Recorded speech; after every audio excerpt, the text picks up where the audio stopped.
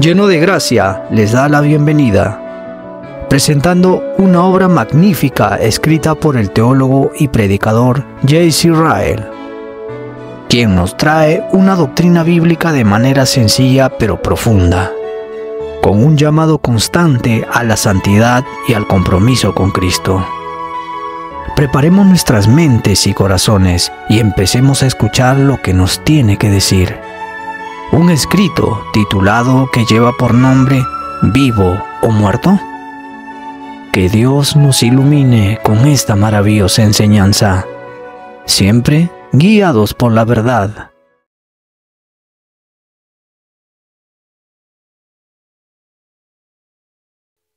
Y Él os dio vida cuando estabais muertos. Efesios 2:1. La pregunta merece una reflexión muy seria. Considérala con cuidado y examínala a fondo.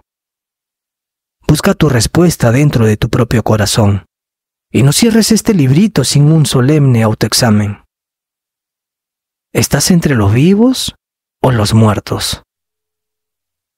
Escúchame mientras trato de ayudarte a encontrar una respuesta y te muestro lo que Dios ha dicho sobre esto en las Escrituras.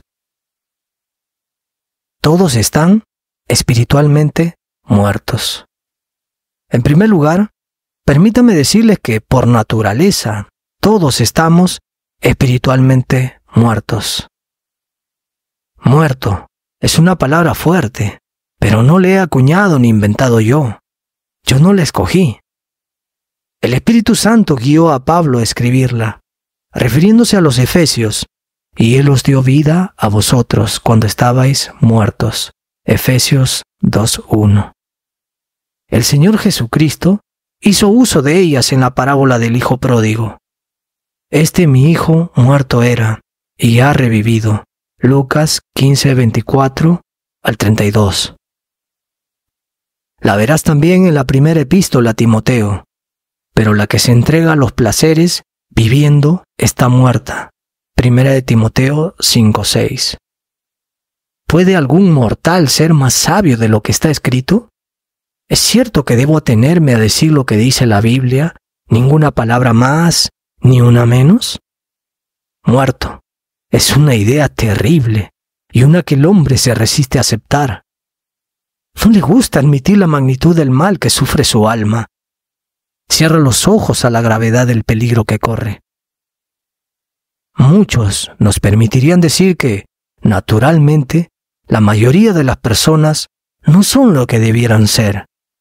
Son irreflexivos, inestables, displicentes, desenfrenados. No son lo suficientemente serios. Pero, ¿muertos? Ay, no digamos eso. Decirlo es exagerar. La idea es una piedra de tropiezo y una roca que hace caer. Pero lo que nos guste o no nos guste de la religión es de poca importancia. La única pregunta válida es, ¿qué está escrito? ¿Qué dice el Señor? Los pensamientos de Dios no son los pensamientos del hombre, ni las palabras de Dios las palabras del hombre.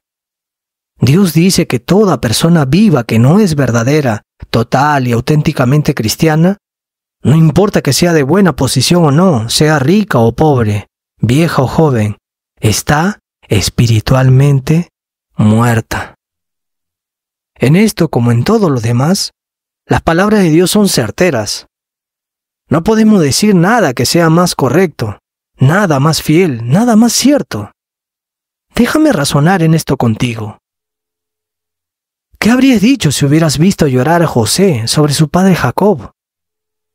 Entonces echó José sobre el rostro de su padre, y lloró sobre él, y lo besó. Génesis 51. Pero no hubo ninguna reacción a sus demostraciones de afecto. Todo el semblante envejecido siguió impasible, silencioso y quieto. Sin duda, habrás adivinado la razón. Jacob estaba muerto.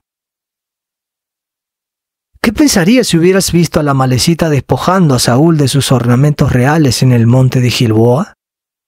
Tomé la corona que tenía en su cabeza y la argolla que traía en su brazo, segunda de Samuel 1:10.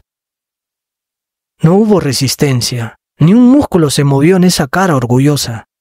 No se levantó ni un dedo para evitarlo. ¿Y por qué? Saúl estaba muerto. ¿Qué habrías pensado si hubieras encontrado al hijo de la viuda cerca de las puertas de Naín, colocado en un féretro, envuelto en ropas fúnebres, seguido por su madre que llorando lo llevaba lentamente a su sepultura? Lucas 7:12. Sin duda, habría sido claro para ti. No hubieras necesitado una explicación. El joven estaba muerto. Ahora yo afirmo que esta es justo la condición del hombre en lo que respecta a su alma. Afirmo también que este es, justamente, el estado espiritual de la gran mayoría de la gente a nuestro alrededor. Dios los llama continuamente, por medio de sus misericordias, aflicciones, por sus pastores, por su palabra, pero no escuchan su voz. El Señor Jesucristo se lamenta por ellos, les suplica, les envía invitaciones llenas de misericordia, llama a la puerta de sus corazones, pero no le hacen caso. Esa corona y gloria de su existencia, esa joya tan preciada que es su alma inmortal, es arrebatada, saqueada y arrastrada a la perdición, sin que les importe en lo más mínimo. El diablo se los está llevando día tras día por el camino ancho que lleva a la destrucción, y ellos se dejan llevar cautivos sin ofrecer ninguna resistencia. Y esto está sucediendo por todas partes, a nuestro alrededor, entre todas las clases sociales, a lo largo y ancho de la tierra. Al leer estas palabras, tú sabes muy bien en tu conciencia que es así. No puedes negarlo. Por lo tanto te pregunto, ¿qué entonces puede decirse con más perfección que lo que Dios dice? ¿Que por naturaleza todos estamos espiritualmente muertos? Cuando el corazón del hombre es frío e indiferente hacia la religión, cuando sus manos nunca son empleadas para hacer la obra de Dios, cuando sus pies no conocen los caminos de Dios, cuando su lengua rara vez o nunca se usa en oración o alabanza, cuando sus oídos están sordos a la voz de Cristo en el Evangelio, cuando sus ojos están ciegos a la hermosura del reino de los cielos, cuando su mente está llena de cosas del mundo y no tiene espacio para las espirituales, cuando estas marcas se encuentran en un hombre, entonces podemos afirmar sin temor a equivocarnos que la palabra que lo define es muerto. Quizá esto no nos guste. Podemos cerrar los ojos a la realidad del mundo y al contenido de la palabra. Sin embargo, la verdad de Dios tiene que ser proclamada, pues no hacerlo causa un daño irreparable. La verdad tiene que ser proclamada siempre, por más condenatorio que sea. Mientras un hombre no sirve a Dios con todo su cuerpo, alma y espíritu, el hombre no está realmente vivo. Mientras da menos importancia a las cosas de primera importancia y más importancia a las cosas que no la tienen, entierra su talento como el siervo inútil y no le trae a Dios frutos de honor a los ojos de Dios. Está muerto. No está ocupando el lugar que le corresponde en la creación. No está usando sus capacidades y facultades como Dios quiere que se use. Las palabras del poeta son muy ciertas. Solo vive aquel que para Dios vive y todo lo demás, muertos están. Esta es la verdadera explicación de la condición humana cuando los pecados no se sienten, los sermones no se creen, los buenos consejos no se siguen, el evangelio es ignorado. Cuando no se renuncia al mundo, la cruz no se lleva ni se mortifica la voluntad propia, ni se abandonan las malas costumbres, cuando apenas se lee la Biblia y nunca se doblan las rodillas en oración. ¿Por qué sucede todo esto en todas partes? La respuesta es sencilla. Los hombres están muertos. Este es el verdadero motivo de este cúmulo de excusas que tantos exponen. Algunos no tienen preparación y otros no tienen tiempo. Algunos están agobiados con sus negocios y el cuidado del dinero, y otros por la pobreza.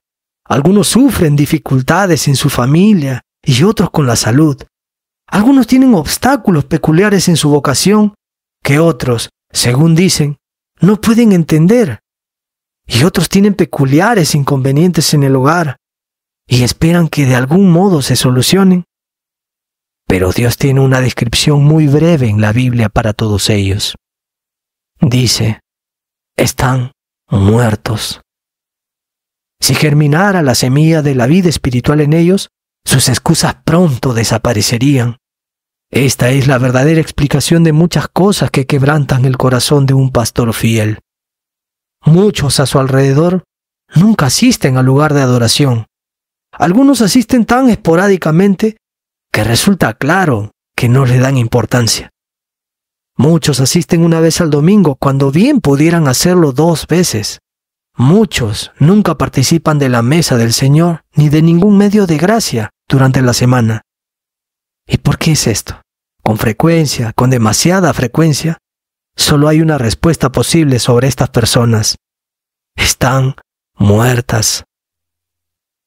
Veamos ahora cómo debiera examinarse a sí mismo todo aquel que profesa ser cristiano y poner a prueba su propia condición.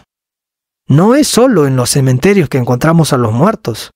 Hay demasiados dentro de nuestras iglesias y cerca de nuestros púlpitos, demasiados en las bancas y demasiados en los asientos. La tierra es como el valle en la visión de Ezequiel, lleno de huesos, muchísimos sobre la faz del campo, y por ciertos, secos en gran manera. Ezequiel 37, del 1 al 2. Hay almas muertas en todas nuestras congregaciones y almas muertas en todas nuestras calles. Es prácticamente imposible encontrar una familia en la que todos vivan para Dios. Prácticamente imposible encontrar un hogar en donde no haya un muerto. Pongamos nuestra atención en nuestro hogar y busquemos e investiguemos la realidad. Pongámonos a prueba nosotros mismos. ¿Estamos vivos o muertos? Qué triste es la condición de todos los que no han pasado por un cambio espiritual, cuyo corazón está igual que el día cuando nacieron. Existe una montaña de división entre ellos y el cielo. Todavía les falta pasar de muerte a vida. Primera de Juan 3:14. Si tan solo pudieran ver y conocer el peligro que corren. Una de las características más temibles de la muerte espiritual es que, al igual que la muerte natural, no se siente. Tierna y cariñosamente acomodamos a nuestros seres queridos en sus estrechos ataúdes, pero ellos no sienten nada de lo que hacemos. Los muertos, dice el sabio, nada saben. Eclesiastés 9:5. Y este es precisamente el caso de las almas muertas. Veamos también la razón por la cual los pastores nos preocupamos tanto por nuestras congregaciones. Sentimos que el tiempo es corto y la vida es incierta. Sabemos que la muerte espiritual es el camino ancho que lleva a la muerte eterna. Tememos que alguno de nuestros oyentes muera en sus pecados sin estar preparado, sin renovarse, impenitente, sin cambiar. No te asombres si a menudo hablamos enérgicamente y te suplicamos intensamente. Nuestra misión no es halagarte ni entretenerte con baratijas, ni decirte cosas suaves, ni exclamar «paz, paz». Cuando se trata nada menos que de una cuestión de vida o muerte, la peste está entre nosotros. Sentimos que estamos entre los vivos y los muertos. Tenemos que ser y seremos muy francos. Si la trompeta diera sonido incierto, ¿quién se preparará para la batalla? 2 de Corintios 3:12 y 1 de Corintios 14:8. Todos necesitan que Dios les dé vida. En segundo lugar, quiero decirte que todos los hombres necesitan ser vivificados y ser hechos espiritualmente vivos. La vida es el mayor bien que se puede tener. Pasar de muerte a vida es el más importante de todos los cambios. Y ningún cambio que sea menos que este podrá jamás preparar el alma humana para el cielo. No se trata de una pequeña reparación o compostura lo que buscamos, ni tampoco un poco de limpieza y purificación, ni una mano de pintura o un remiendo, ni dar vuelta a una página y empezar de nuevo. Se trata de ser algo totalmente nuevo, tener una nueva naturaleza en nuestro interior, un nuevo ser, un nuevo principio, una nueva mente, Solo esto y nada que sea menos que esto podrá jamás satisfacer las necesidades del alma. No necesitamos meramente un exterior nuevo, sino un corazón nuevo. Extraer un bloque de mármol de una cantera y esculpirlo hasta convertirlo en una majestuosa estatua, transformar un árido desierto en un jardín lleno de flores, fundir un trozo de mineral de hierro y con él forjar resortes para un reloj, todo esto es lograr cambios tremendos. No obstante, todos estos cambios se quedan a medio camino de los requisitos para la transformación que requiere todo hijo de Adán, porque son meramente las mismas cosas con distinto aspecto, las mismas sustancias con una configuración diferente. En cambio, el hombre necesita que se le injerte algo que nunca antes fue, un cambio tan grande como lo es la resurrección de entre los muertos. Tiene que convertirse en una nueva criatura. Las cosas viejas deben pasar y todas deben ser hechas nuevas. El hombre tiene que nacer de nuevo, nacer de lo alto, nacer de Dios. El nacimiento natural es tan necesario para la vida del cuerpo como el nacimiento espiritual lo es para la vida del alma. 2 Corintios 5:17 y Juan 3:3. Sé que decir esto es duro. Sé que a los hijos del mundo no les gusta oír que tienen que nacer de nuevo. Les hace remorder la conciencia. Les hace sentir que están más lejos del cielo que lo que quieren admitir. Les parece una puerta angosta por la cual todavía no están dispuestos a rebajarse para entrar. Una puerta que quisieran agrandar o atravesar de otra manera. Pero no me atrevo a hacer concesiones en este punto. No voy a fomentar un engaño de que para ser cristianos auténticos solo tienen que arrepentirse un poco y cultivar algún don.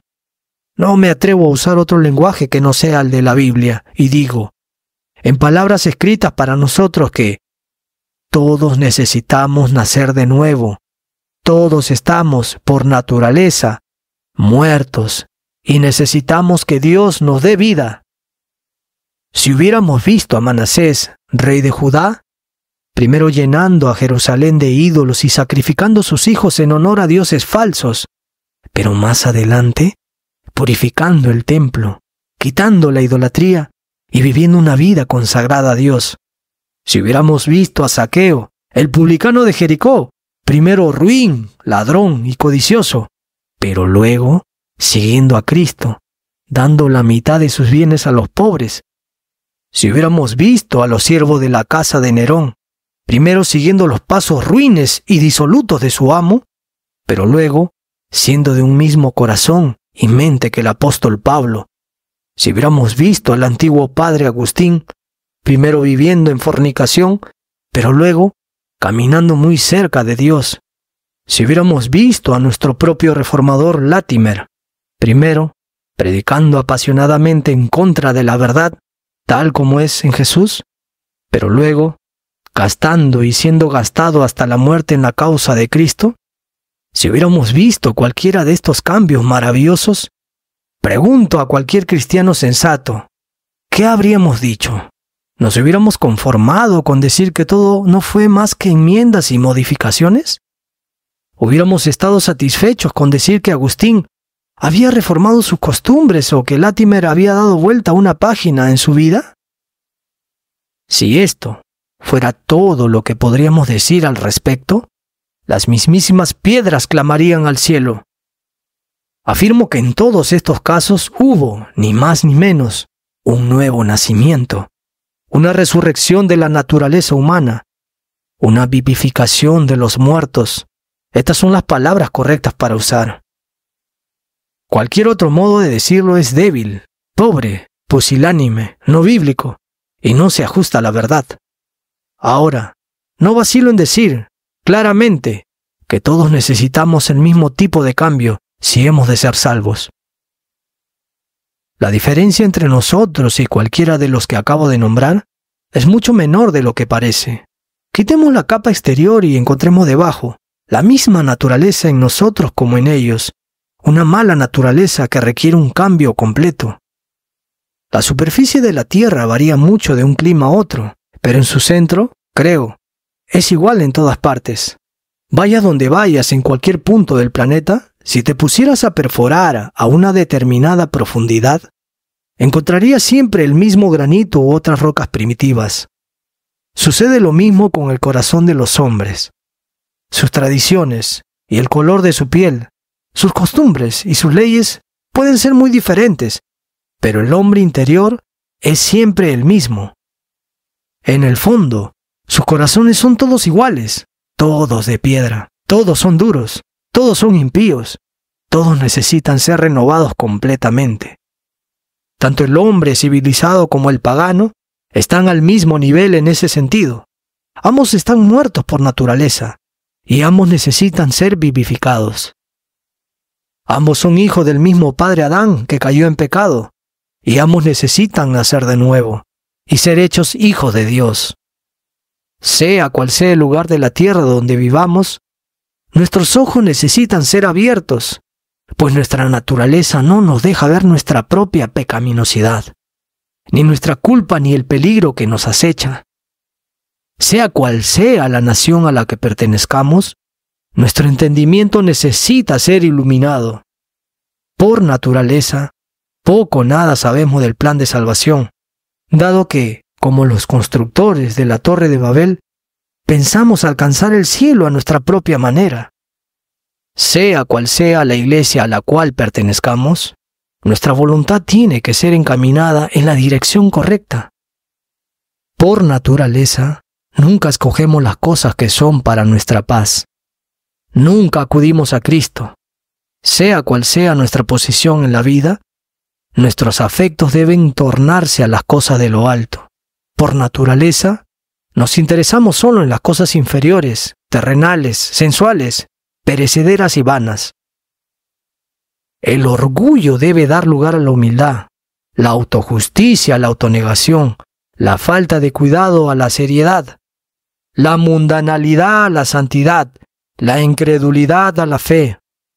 El dominio de Satanás tiene que ser eliminado de nuestro interior y ser sustituido por el reino de Dios.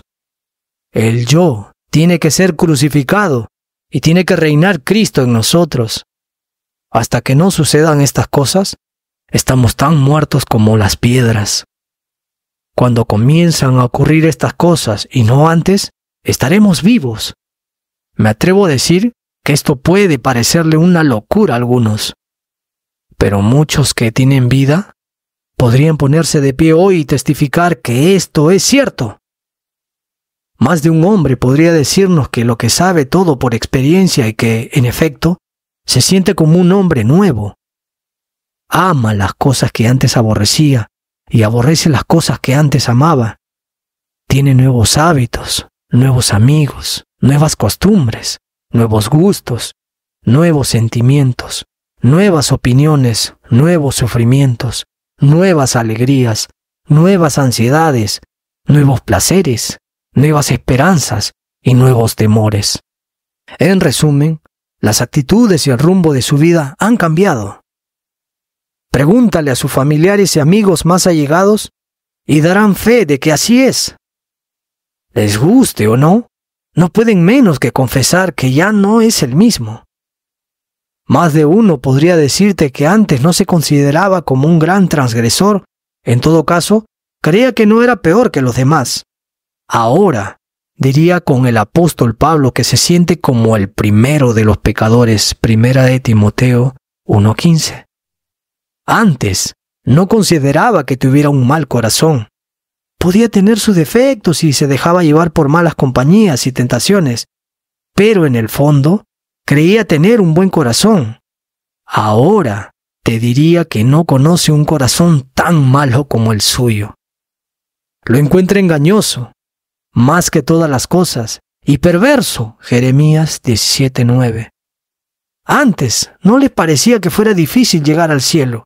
Pensaba que solo tenía que arrepentirse, decir unas cuantas oraciones, hacer lo que pudiera y que Cristo completaría lo que faltaba. Ahora cree que el camino es angosto y que pocos lo encuentran. Está convencido de que nunca hubiera podido encontrar paz con Dios por sus propios medios y de que solo la sangre de Cristo puede lavar sus pecados. Su única esperanza es ser justificado por fe sin las obras de la ley. Romanos 3:28. Antes, no podía ver la belleza y la excelencia en el Señor Jesucristo. No podía entender por qué algunos pastores hablaban tanto de Él. Ahora, te diría que Él es la perla del gran precio, el más importante entre 10,000, su Redentor, su abogado, su sacerdote, su rey, su médico, su pastor, su amigo, su todo. Antes pensaba con ligereza acerca del pecado. No veía la necesidad de ser tan cuidadoso al respecto. No pensaba que las palabras, los pensamientos y acciones del hombre fueran de tanta importancia y requirieran de tanta atención. Ahora te diría que el pecado es algo abominable que aborrece, el dolor y la carga de su vida. Anhela ser más santo. Se identifica con el deseo de Whitefield. Quiero ir donde no peque yo mismo y donde no vea pecar a otros nunca más. Antes, no disfrutaba de los medios de gracia. Descuidaba su Biblia, sus oraciones. Si es que las había, era mero formalismo. El domingo era un día tedioso. Los sermones eran agotadores y a menudo lo hacían dormir. Ahora, todo ha cambiado. Todas estas cosas son alimento, consuelo y el deleite de su alma. Antes, les disgustaban los cristianos sinceros, los rechazaba por considerarlos melancólicos, sin entusiasmo, débiles. Ahora, son los más excelentes de la tierra, de los que no pueda prescindir. Nunca es tan feliz como cuando está en su compañía. Ahora, siente que si todos los hombres y mujeres fueran santos, esto sería el cielo sobre la tierra. Antes, solo se interesaba por las cosas de este mundo, sus placeres, sus negocios, sus ocupaciones, sus recompensas. Ahora, ve este mundo como un lugar vacío que no satisface, un lugar de paso como una posada, un hospedaje, una escuela de entrenamiento para la vida venidera. Su tesoro está en el cielo, su hogar está más allá de la tumba. Vuelvo a preguntar, ¿qué es todo esto, sino una vida nueva? Un cambio como el que he descrito no es una visión ni una fantasía. Es algo real, verdadero que muchos en este mundo han conocido o sentido. No es un fruto de nuestra imaginación, sino una realidad verdadera que algunos tenemos al alcance de la mano en este mismo momento. Pero, donde quiera que ocurra este cambio, allí verás esto de lo cual estoy hablando. Verás que el muerto es vivificado.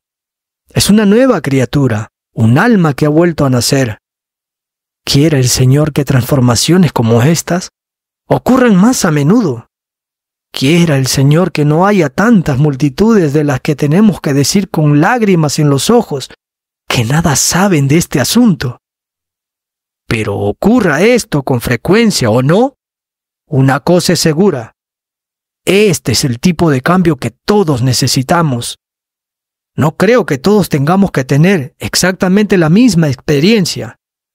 Admito que el cambio en diferentes personas es diferente en cuanto a su grado, extensión e intensidad. Puede que la gracia sea débil, pero aún así es auténtica. La vida puede ser débil y sin embargo real. Lo que puedo afirmar con seguridad es que todos tenemos que pasar por algo de este tipo si hemos de ser salvos. Hasta que haya sucedido este tipo de cambio, no hay nada de vida en nosotros. Podemos ser activos religiosos que van a la iglesia, pero no somos cristianos. Tarde o temprano, entre la cuna y la tumba, todos los que van a ser salvos tienen que ser vivificados. Las palabras que el buen anciano Berrich hizo grabar en su lápida son fieles y ciertas. Tú, mortal, que lees estas palabras, ¿has nacido de nuevo? Recuerda, no hay salvación sin un nuevo nacimiento. ¿Ya ves qué distancia insalvable separa al que es cristiano solo de nombre y apariencia del que es cristiano de hecho y de verdad? No es una diferencia basada en que uno es un poco mejor que el otro y el otro un poco peor que su prójimo. Es la diferencia entre un estado de vida y un estado de muerte. La más insignificante brizna de hierba que crece en la montaña es de más valor que la flor artificial más perfecta que jamás se haya fabricado, porque tiene aquello que ninguna ciencia humana puede transmitir. Tiene vida. La más espléndida estatua de mármol griega o romana no es nada comparada con el niño pobre y enfermizo que se arrastra por el suelo de una choza, pues, por más bella que sea la estatua, está muerta. El miembro más débil de la familia de Cristo tiene mucho más valor y es más preciado a los ojos de Dios que el hombre más prominente de este mundo. El primero vive para Dios y vivirá para siempre. El otro, con todo su intelecto, sigue muerto en sus pecados. Tú que has pasado de muerte a vida, buena razón tienes para sentirte agradecido. ¿Recuerdas cómo eras antes por naturaleza? Y mira cómo eres ahora por la gracia. Mira los huesos secos en las tumbas. Así eras tú. ¿Y quién te ha hecho diferente? Ve y póstrate ante el estrado de tu Dios. Bendícelo por su gracia, por la gracia que lo caracteriza y que da gratuitamente. Dile a menudo, ¿quién soy yo, Señor, para que me hayas traído hasta aquí? ¿Por qué yo? ¿Por qué has sido misericordioso conmigo? ¿Cómo cobra vida un alma muerta? Permítame decirles, en tercer lugar, ¿por qué medios el alma muerta puede pasar a estar espiritualmente viva? Seguramente, si no te explico esto, sería una crueldad haberte escrito lo que acabo de escribir. Sin duda, hubiera sido llevarte a un árido desierto y dejarte allí sin pan ni agua. O como ordenarte fabricar ladrillos sin dejarte la paja. No, no haré tal cosa. No te dejaré hasta haberte señalado la puerta hacia la que tienes que apresurarte. Con la ayuda de Dios, te presentaré la provisión completa que hay para las almas muertas. Hay algo que es muy claro. No podemos efectuar este poderoso cambio por nuestros propios medios. No está en nosotros, no tenemos la fuerza ni el poder de hacerlo. Podemos cambiar nuestros pecados, pero no podemos cambiar nuestro corazón. Podemos adoptar nuevas costumbres, pero no una nueva naturaleza. Podemos lograr grandes reformas y modificaciones en nuestro modo de ser. Podemos dejar muchos malos hábitos y comenzar a cumplir muchos deberes positivos. Pero no podemos crear un nuevo principio dentro de nuestro ser. No podemos crear algo de la nada. El etíope no puede cambiar el color de su piel, ni el leopardo quitarse las manchas. Así tampoco podemos nosotros dar vida a nuestra propia alma. Jeremías 13:23. Hay algo más que es igual de claro. Ningún otro ser humano puede hacerlo por nosotros. Los ministros pueden predicarnos, orar con nosotros, bautizarnos, admitirnos a la mesa del Señor y darnos el pan y el vino, pero no pueden otorgarnos la vida espiritual. Exteriormente, pueden poner orden donde hay desorden y lograr que haya decencia donde prevalece la indecencia del pecado, pero no pueden penetrar nuestro interior. No pueden alcanzar nuestros corazones. Pablo pudo plantar y Apolos regar, pero solo Dios puede dar el crecimiento. 1 Corintios 3:6. ¿Quién pues puede dar la vida al alma muerta? Nadie más que Dios. Solo Él, quien de la nada creó el mundo en el día de la creación, puede hacer una nueva criatura. Solo Él, quien formó al hombre del polvo y dio vida a su cuerpo, puede dar vida a su alma. Suyo es el oficio especial de hacerlo por medio de su Espíritu Santo, y suyo también es el poder. El glorioso Evangelio lo prevé. El Señor Jesús es un Salvador completo. Esa cabeza viva no tiene miembros muertos. Su pueblo no ha sido justificado y perdonado, sino también vivificado junto con Él, y es hecho partícipe de su resurrección. El pecador es unido a Él por el Espíritu Santo, y por esa unión lo levanta de muerte a vida. En Él, el pecador vive después de haber creído. El origen de toda su vitalidad es la unión entre Cristo y su alma, que el Espíritu comienza y mantiene. Cristo es la fuente designada de toda vida espiritual y el Espíritu Santo, el agente designado que transmite esa vida a nuestra alma. Ven al Señor Jesucristo. Si quieres tener vida, Él no te rechazará. Cuando llegó a tocar el muerto los huesos de Eliseo, revivió y se levantó sobre sus pies. Segunda de Reyes 13:21. En el primer instante que tocas al Señor Jesús con la mano de la fe, pasas de muerte a vida para Dios. Así como son perdonados todos tus pecados, ven y tu alma vivirá. Nunca pierdo la esperanza de que alguien se convierta a Cristo. No importa lo que haya sido en el pasado. Sé cuán grande es el cambio de muerte a vida. Conozco las montañas de división que parecen interponerse entre algunos de nosotros y el cielo. Conozco la dureza, los prejuicios y la impiedad desesperante del corazón en su estado natural. Pero recuerdo que Dios el Padre creó este hermoso y bien ordenado mundo de la nada. Recuerdo que la voz del Señor Jesús pudo alcanzar a Lázaro cuando llevaba 4 días muerto y que lo llamó para que se levantara de su tumba. Recuerdo las victorias maravillosas que el Espíritu de Dios ha obtenido en todas las naciones bajo el cielo. Recuerdo todo esto y siento que no tengo por qué desesperarme. Aquellos de entre nosotros que parecen ahora completamente muertos en sus pecados, pueden aún ser levantados de la muerte y andar ante Dios en novedad de vida. El Espíritu Santo es un espíritu misericordioso y lleno de amor. No rechaza a nadie por su maldad. No excluye a nadie por sus pecados, sean negros y escarlatas. No había en los corintios ningún mérito por el cual el Espíritu Santo descendiera y les diera vida. Pablo dice de ellos que eran fornicarios, idólatras, adúlteros, afeminados, ladrones, ávaros, borrachos, maldicientes, estafadores. Así dice, eran algunos de vosotros. Sin embargo, incluso a ellos el Espíritu les dio vida.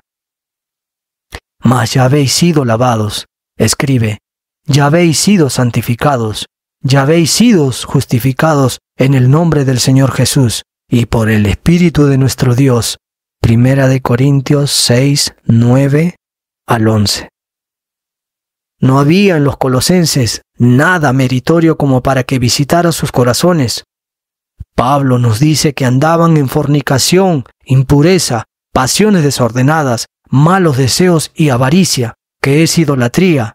Aún así, el Espíritu Santo también los vivificó, despojándolos del viejo hombre con sus hechos y revestidos del nuevo, el cual conforme a la imagen del que los creó, se va renovando hasta el conocimiento pleno. Colosenses 3:5, de 9 al 10. No había nada en María Magdalena que la hiciera digna de que el Espíritu Santo le diera vida a su alma. Había sido poseída por 7 demonios en el pasado. Aún ella, el Espíritu la convirtió en una nueva criatura y separándola de sus pecados, la llevó a Cristo y la cambió tanto que fue la última en dejar la cruz y la primera en ir al sepulcro. Nunca rechazará el Espíritu Santo un alma por culpa de su corrupción. Nunca lo ha hecho y nunca lo hará. Su gloria es que ha purificado la mente de los impuros, haciendo de ellos su templo para su propia morada. Todavía puede tomar al peor de los hombres y hacerlo una vasija de su gracia. El Espíritu Santo es un Espíritu todopoderoso. Él puede transformar el corazón de piedra en un corazón de carne. Él puede romper y destruir los malos hábitos más fuertes como si fueran una estopa en el fuego. Él puede hacer que lo más difícil sea fácil y que las objeciones más fuertes se derritan como la nieve en primavera. Él puede cortar los barrotes de bronce y abrir de par en par las puertas de los prejuicios. Él puede llenar cada valle y allanar todo lugar escabroso. Lo ha hecho muchas veces y puede volver a hacerlo. el Espíritu Santo puede tomar a ese judío enemigo acérrimo del cristianismo, el perseguidor más fiero de los verdaderos creyentes, el promotor más fanático de las ideas farisaicas, el opositor más prejuicioso de la doctrina evangélica, y convertirlo en el predicador más ferviente de la fe que antes quería destruir. En realidad, ya lo ha hecho. Lo hizo con el apóstol Pablo. El Espíritu Santo puede tomar a un monje católico romano, criado en medio de la superstición romana, enseñado desde su infancia a creer en una doctrina falsa y obedecer al Papa, saturado hasta los ojos en el error, y hacer de ese hombre el más claro defensor de la justificación por la fe que el mundo haya visto jamás. Y ya lo ha hecho. Lo hizo con Martín Lutero. El Espíritu Santo puede tomar a un ojalatero inglés sin conocimientos, patrocinio o dinero, o un hombre conocido nada más que por sus blasfemias y groserías, y hacer que este hombre escribiera un libro religioso que permanece sin rival y sin paralelos entre todos los libros escritos desde la época de los apóstoles. Y ya lo ha hecho. Lo hizo con John Bunyan, el autor del Progreso del Peregrino. El Espíritu Santo puede tomar a un marino naufragado en la mundanalidad y el pecado, o un capitán libertino de un barco de esclavos, y hacer de este hombre un exitoso predicador del Evangelio, un escritor de cartas que son una biblioteca de la religión experimental y de himnos conocidos y cantados en muchos idiomas. Y ya lo ha hecho. Lo hizo con John Newton. Todo esto ha hecho el Espíritu Santo, y mucho más de lo que puedo decir. Y el brazo del Espíritu Santo no se ha cortado, su poder no ha decaído. Él es como el Señor Jesús, el mismo ayer y hoy y por los siglos de los siglos. Hebreos 13:8. Sigue haciendo maravillas y las seguirá haciendo hasta el día final. Vuelvo a repetir que nunca pierdo la esperanza de que un alma cobre vida. La perdería si dependiera del hombre. Algunos parecen tan endurecidos que no debiera tener esperanza. Me daría por vencido si dependiera de la obra de los pastores. Los mejores de nosotros somos pobres y débiles criaturas. Pero no puedo desesperarme cuando recuerdo que Dios, el Espíritu, es el agente que da vida al alma, porque sé y estoy convencido de que con Él nada es imposible. No me sorprendería oír, incluso en esta vida, que el hombre más endurecido de entre mis conocidos se ha ablandado y que el más orgulloso ha tomado su lugar a los pies de Jesús como un niño destetado. No me sorprendería encontrarme con muchos a la diestra del Señor en el día del juicio, quienes al morir yo deje caminando por el camino ancho. No voy a empezar a decirles, ¿cómo? ¿Ustedes aquí? Solo les recordaré, ¿no les decía yo cuando todavía estaba entre ustedes? Nada es imposible para aquel que da vida a los muertos. ¿Desea alguno de nosotros ayudar a la iglesia de Cristo? Entonces ore, pidiendo un gran derramamiento del Espíritu. Solo Él puede dar profundidad a los sermones, discernimiento al consejo, poder a la exhortación y derribar las altas murallas de los corazones pecadores. No es una mejor predicación ni los mensajes mejor escritos lo que hoy se necesita, sino más de la presencia del Espíritu Santo. ¿Siente alguien la más mínima inclinación hacia Dios? ¿La más mínima preocupación por su alma inmortal? Entonces, huye hacia ese manantial de aguas vivas que es el Señor Jesucristo, y recibirás al Espíritu Santo. Juan 7:39. Empieza a orar inmediatamente al Espíritu Santo. No pienses que no hay esperanza para ti. Vuestro Padre Celestial dará el Espíritu Santo a los que se lo pidan. Lucas 11:13. Su propio nombre es el Espíritu de promesa y el Espíritu de vida. No le des descanso hasta que descienda y te dé un corazón nuevo. Clama con todas tus fuerzas al Señor y dile, bendíceme, sí a mí, vivifícame y hazme vivir. ¿Estás vivo? Y ahora, Permíteme concluir todo lo dicho con unas palabras de aplicación. En primer lugar, quiero preguntar a cada uno de mis lectores, ¿estás vivo o muerto? Como embajador de Cristo, permítame insistir en esta pregunta en cada conciencia. Existen solo dos caminos para transitar, el angosto y el ancho, dos tipos de compañía en el día del juicio, los que se estarán a la diestra del Señor y los que estarán a su izquierda, dos clases de personas en la iglesia profesante de Cristo, y a una de ellas tú debes pertenecer. ¿Dónde te encuentras? ¿Entre los vivos o entre los muertos? Te hablo a ti y solo a ti, no a tu vecino, sino a ti, no al africano ni a los neozelandeses, sino a ti. No te pregunto si eres un ángel o si tienes la mentalidad de David o de Pablo, sino te pregunto si tienes una esperanza bien fundada de ser una nueva criatura en Cristo Jesús.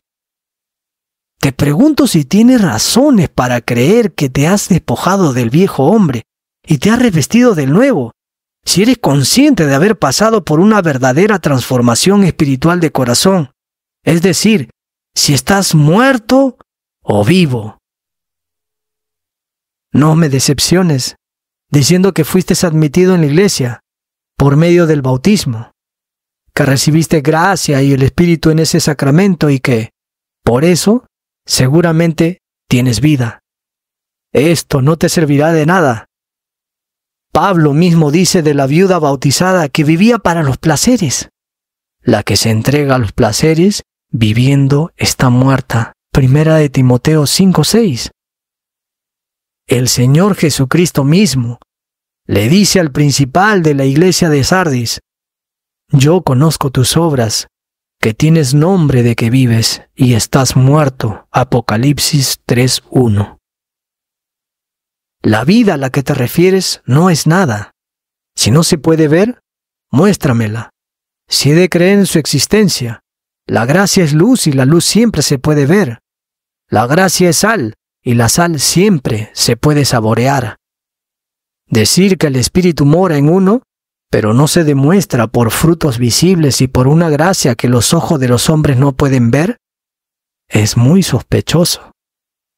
Créeme cuando te digo que eres un alma muerta, si no tienes más prueba de tu vida espiritual que el haber sido bautizado. No me digas que es algo de lo que no se puede estar seguro y que es una presunción dar una opinión sobre ello. Esto no es más que una evasiva y una falsa humildad. La vida espiritual no es algo tan incierto y dudoso como te lo imaginas. Existen señales y evidencias por las cuales su presencia puede ser discernida por aquellos que conocen la Biblia. Nosotros sabemos, dice Juan, que hemos pasado de muerte a vida. Primera de Juan 3:14.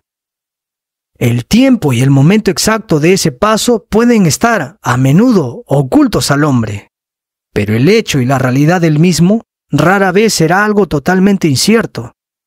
Fue verdadera y hermosa la historia de una chica escocesa que le contestó a Whitefield cuando éste le preguntó si su corazón había cambiado. Ella sabía que algo había cambiado, quizá el mundo, quizá su propio corazón. No sabía qué, pero estaba segura de que algo, en alguna parte, había cambiado.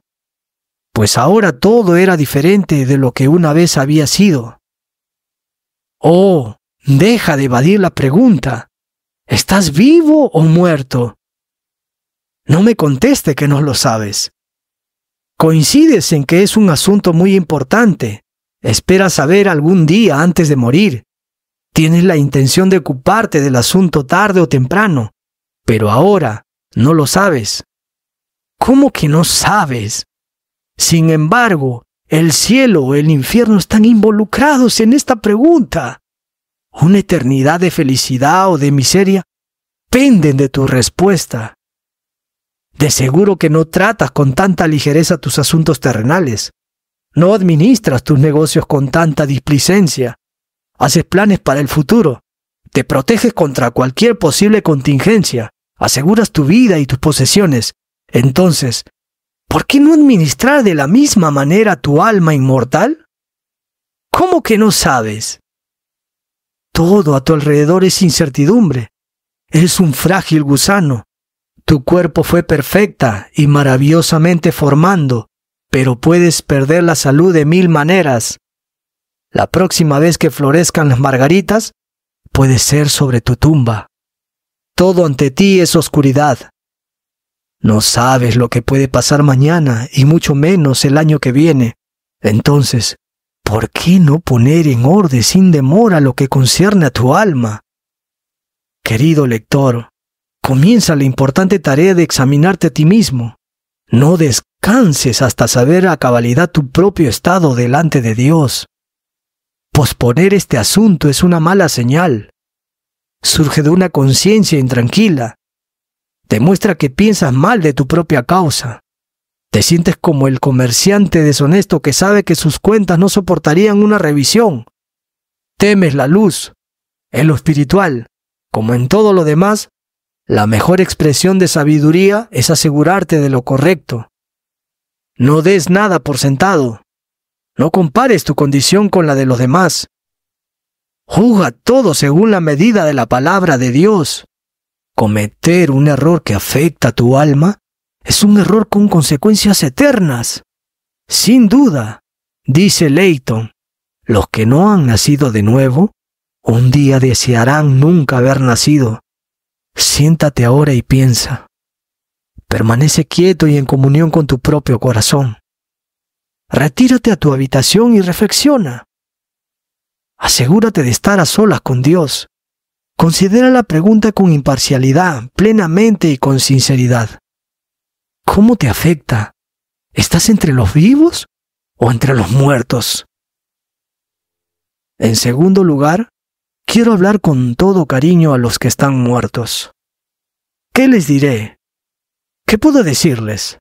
¿Qué palabras mías podrían tener algún efecto en sus corazones? Esto les diré. Estoy afligido por sus almas. Lo lamento sinceramente. Es posible que ni lo piensen ni les importe.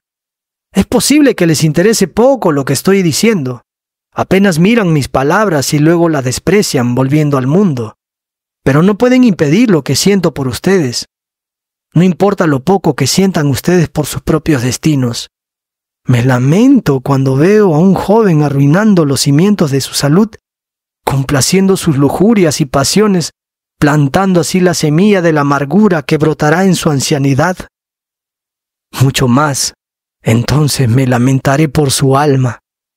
Me lamento cuando veo a los hombres despilfarrando su herencia y malgastando sus bienes en tonterías y locuras.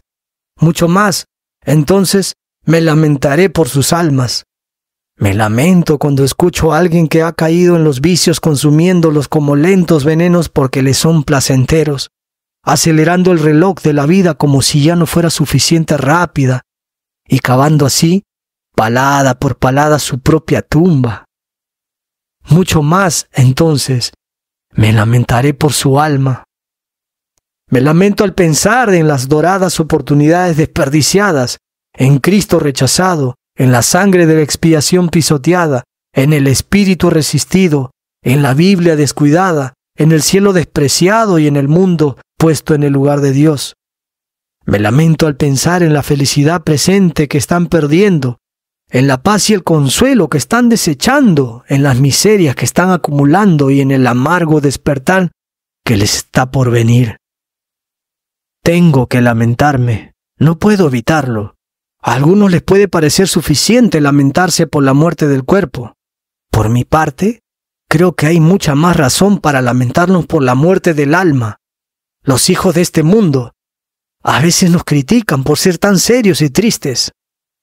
La verdad es que cuando contemplo al mundo, me sorprende que aún podamos sonreír. A todo el que está muerto en sus pecados, yo le pregunto ahora, ¿por qué eliges la muerte? ¿Es la paga del pecado tan dulce y buena que no puedes renunciar a ella? ¿Te da este mundo tantas satisfacciones que no puedes renunciar a ellas? ¿Te produce tanto placer el servicio a Satanás que no quieres que tú y él se separen jamás? ¿Es el cielo tan insignificante que no vale la pena buscarlo? ¿Es tu alma tan poca cosa que no merece luchar por salvarla? Oh, vuélvete, vuélvete antes de que sea demasiado tarde. Dios no quiere que perezcas. Dice el Señor, vivo yo, no quiero la muerte del que muere. Ezequiel 18, de 3 al 32. Jesús te ama y se aflige al ver tu necedad. Él lloró sobre la malvada Jerusalén, diciendo, ¿cuántas veces quise juntar a tus hijos y no quisiste? Mateo 23, 37. Ciertamente, si te pierdes, tu sangre será sobre tu propia cabeza. Despiértate tú que duermes, y levántate de los muertos y te alumbrará Cristo. Efesios 5:14. Créeme, el verdadero arrepentimiento es ese paso del que nadie se ha arrepentido jamás. Miles son los que, al final de sus días, han dicho que habían servido a Dios demasiado poco. Ningún hijo de Adán ha dicho jamás, al dejar este mundo, que había cuidado demasiado su alma.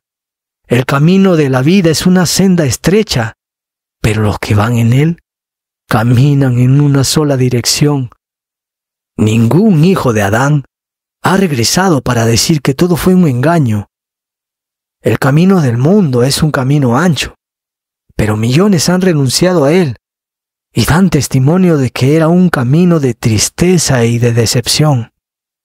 En tercer lugar, quiero dirigirme a todo aquel que tiene vida. ¿Estás realmente vivo para Dios? Puedes decir sinceramente, muerto era y he revivido, habiendo sido ciego, ahora veo. Si es así, entonces asegúrate de demostrarlo con tus acciones. Sé un testigo coherente. Haz que tus palabras, tus acciones, tus costumbres y tu temperamento coincida con tu testimonio. Que tu vida no sea pobre y torpe como la de una tortuga o un perezoso, que más bien sea enérgica y entusiasta como la de un ciervo o un pájaro. Haz que tus gracias brillen para que los que te rodean vean que el Espíritu mora en tu corazón. No dejes que tu luz sea débil, vacilante e incierta, sino que arda plenamente como el fuego eterno del altar que nunca se apaga. Procura que tu cristianismo sea tan inconfundible, tu visión tan clara, tu corazón tan íntegro, tu caminar tan recto, que todos los que te vean no tengan ninguna duda de quién eres y a quién sirves.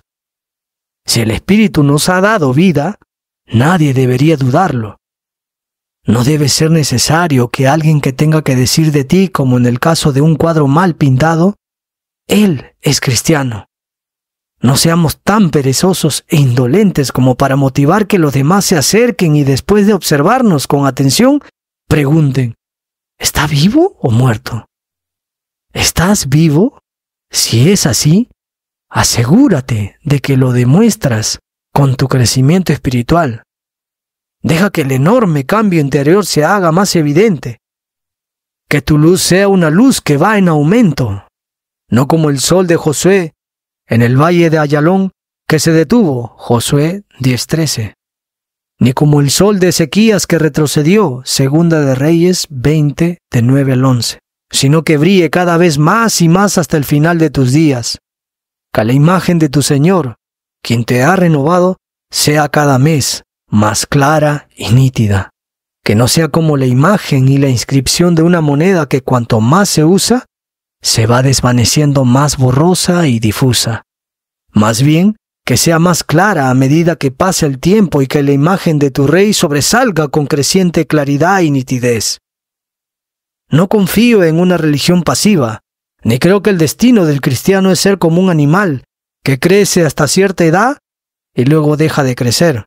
Más bien creo que el cristianismo está destinado a ser como un árbol cuya fuerza y vigor aumenta más y más durante sus días. Recuerda las palabras del apóstol Pedro: añadid a nuestra fe virtud, a la virtud conocimiento, al conocimiento dominio propio, al dominio propio paciencia, a la paciencia piedad, a la piedad afecto fraternal y al afecto fraternal amor. Segunda de Pedro 1:5 al 7. Esta es la manera de ser de un cristiano útil. Los que están a tu alrededor creerán que eres realmente lo que dices ser cuando vean en ti una mejora constante y tal vez se sientan atraídos a caminar contigo. Esta es la manera de obtener una seguridad firme, porque de esta manera os será otorgada amplia y generosa entrada, 2 de Pedro 1:11. Si anhelas ser útil y feliz en tu fe, sea tu lema: adelante, adelante, hasta tu último día sobre esta tierra. Gracias por acompañarnos en este tiempo de reflexión y aprendizaje. Si este contenido ha tocado tu vida, te invitamos a suscribirte, compartirlo con otros y dejar tus comentarios. Que sigamos juntos, guiados por la verdad. Soli Deo Gloria. Que toda la gloria sea para Dios, el único digno de alabanza. Que su verdad nos guíe y su gracia nos sostenga en cada paso. Nos vemos hasta el próximo encuentro para seguir creciendo en su palabra. Amén.